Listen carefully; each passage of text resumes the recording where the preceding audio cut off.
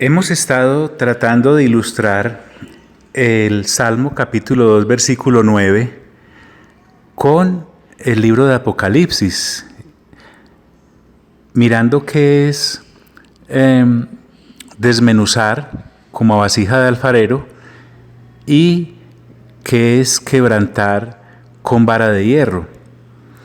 Hay un gran juicio sobre las naciones, hay un gran juicio sobre los reyes de la época en los tiempos finales, y específicamente nos hemos ubicado en el juicio que viene sobre una ciudad grande que es identificada como Babilonia la Grande, la madre de las rameras y de las abominaciones de la tierra.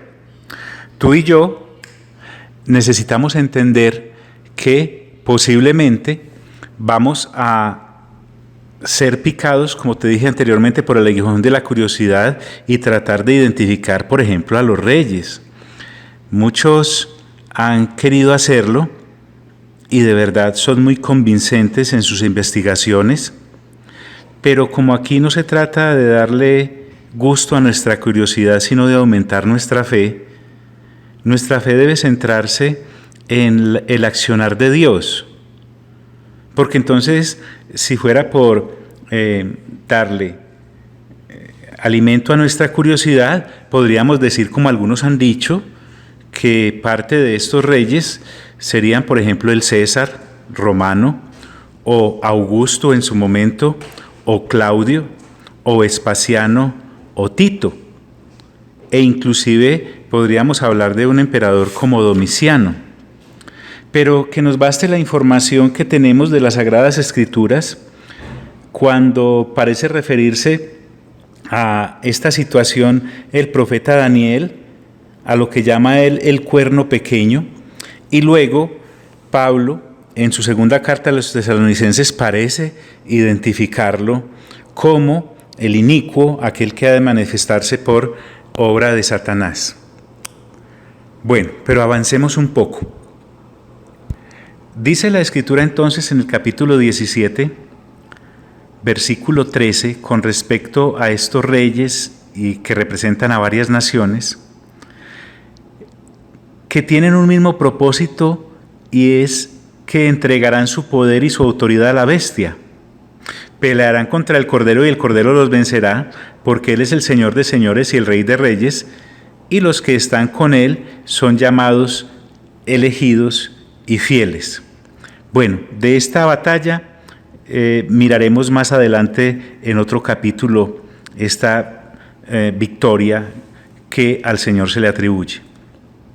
Luego el ángel le aclara lo que tú y yo ya sabemos a Juan. Me dijo también, versículo 15 del capítulo 17, las aguas que has visto donde la ramera se sienta, volvemos a la mujer, son pueblos, muchedumbres, naciones y lenguas. Y los 10 cuernos que viste en la bestia, estos aborrecerán a la ramera y la dejarán desolada. Qué interesante.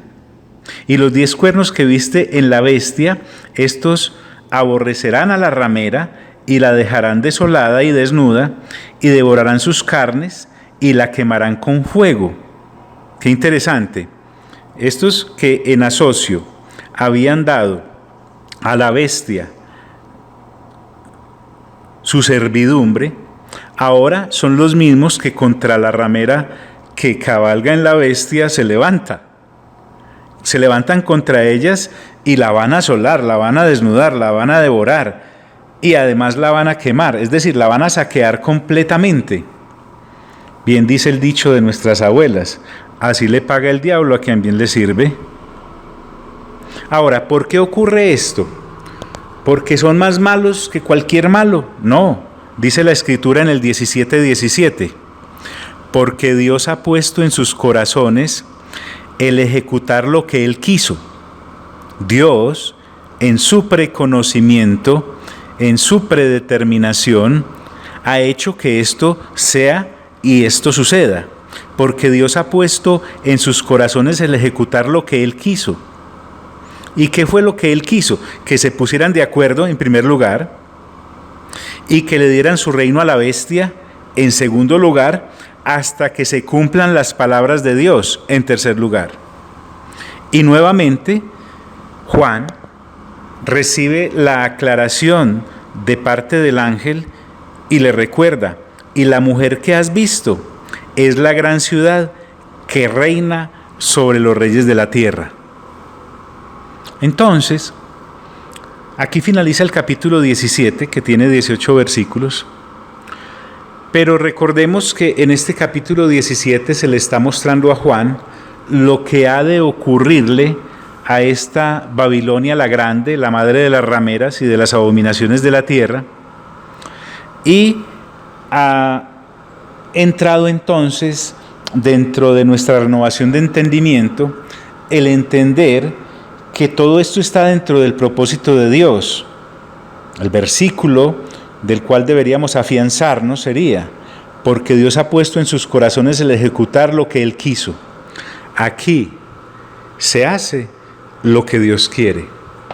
Quiero recordarte que el trono de Dios jamás ha estado en crisis.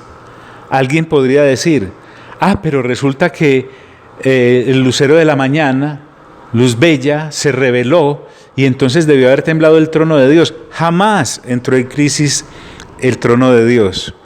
Pero es que el hombre, con su rebelión en el jardín, al desobedecer abiertamente a Dios sus órdenes, entonces entraría en crisis el trono de Dios. No, nunca. Y aquí quiero que miremos el contexto. Nunca, jamás Dios el Padre, Dios el Hijo o Dios el Espíritu Santo han estado nerviosos o a punto de ir al psiquiatra o medicados con alguna droga para los nervios. Jamás. Ha estado en crisis la creación angelical cuando parte de ella se rebeló. Ha estado en crisis la humanidad cuando dio el paso de desobediencia y cayó.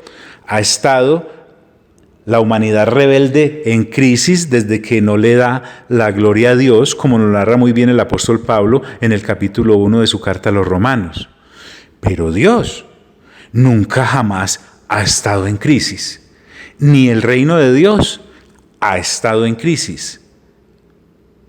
A veces pienso que hemos sido impactados mucho por Hollywood con las películas acerca de la crucifixión, en las cuales, claro, se nos muestra su rostro ensangrentado, sus manos y sus pies horadadas, su costado interesado por una lanza, su muerte misma en la cruz, y entonces eso nos lleva a pensar que algo como que falló, algo estuvo como tambaleando. Nunca jamás vuelvas a pensar de esa manera.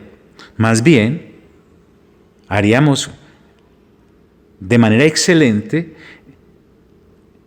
que al leer juiciosamente las Sagradas Escrituras renovemos nuestra mente y nos vamos a dar cuenta de que realmente Dios nos está invitando es a su normalidad y a sacarnos de la anormalidad de la caída. ¿En quién? En la persona de Cristo Jesús, Señor nuestro. Por hoy te envío un fuerte abrazo y te deseo el mejor de los días.